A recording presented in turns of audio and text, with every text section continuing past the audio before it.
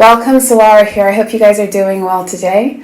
I just want to take a moment before I get into the message to thank all of you who showed up and showed out for yesterday's Karmic Family Recovery Group session.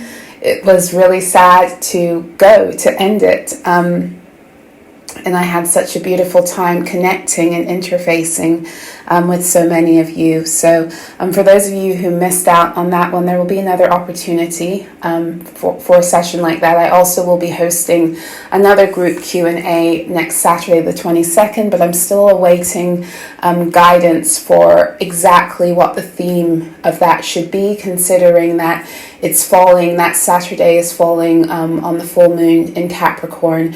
Very, very powerful day to transmute these primordial wounds and these karmic family and ancestral ties and blocks that are still trying to hold on to us in any way, shape, or form. So please stay tuned on the community board, and with these messages also I will let you know within the next day or so exactly what next week's Q&A is and how you can be a part of it. So I'm here to share today's sunrise salutation. As I've been saying before, these messages are open now to the public for the month of June. So if you'd like to join me on Substack, you'll have instant access to all of these as they're published, as well as the other messages that I post over there. So this is sunrise salutation number 37, and the title for this installment is "Fuck all the systems and platforms that ever made you feel like you had to dim yourself to be welcome in their fake world."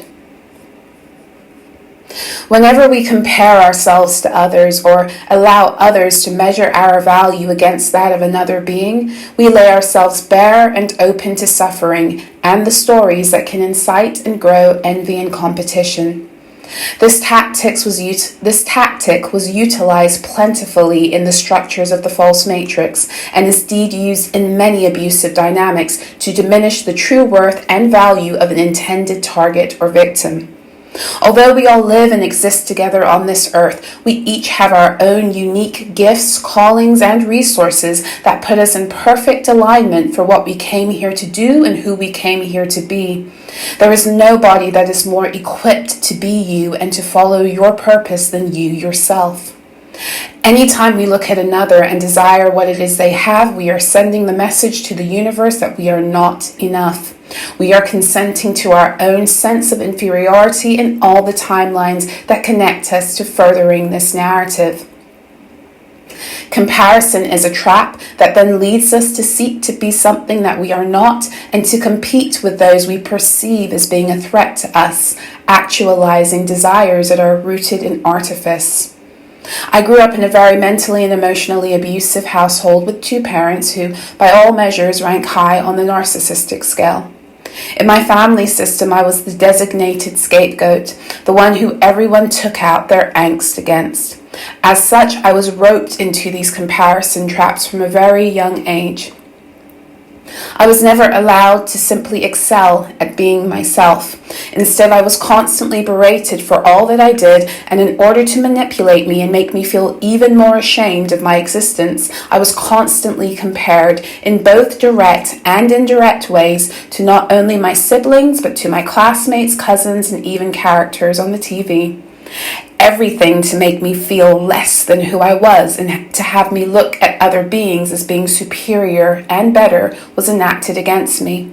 From a very young age, I found myself in the throes of intense psychological warfare, and I was nonetheless wiser at the time in my innocence. This kind of upbringing causes a person to constantly feel like they have to use someone or something outside of themselves as a barometer for how well they are doing in life. It causes a person to religiously deny their own greatness and reject their own sense of truth, as it has been drilled into them that who they are is inferior and not enough.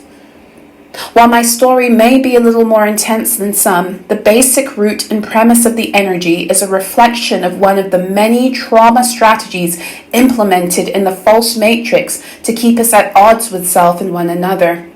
This is just one other example of the solar plexus hacking I went deeper into in Thursday's message.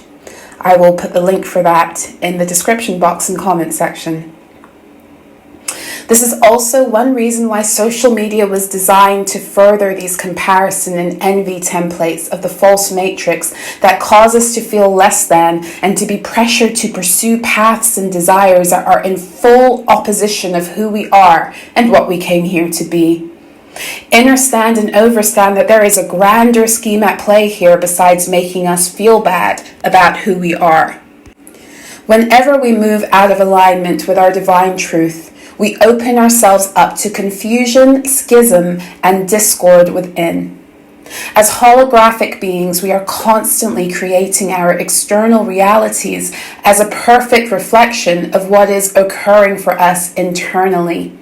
When you can collectively get people to feel less than, compare, compete, and pull themselves out of their own truth, they will not only do this to others consciously, but create this energetically en masse.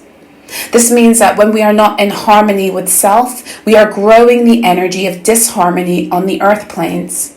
At every level, the false matrix sought to keep us at war with ourselves and our truth because it knew that for as long as it could do this, we were magnifying this energy and its low frequencies on the earth. Furthermore, beings who are secure in themselves cannot be energy harvested. An earth that holds the reflections of many in harmony with themselves and one another cannot be held in the energetic locks and limitations that the architects of the false matrix needed in place to enact their many levels of fuckery.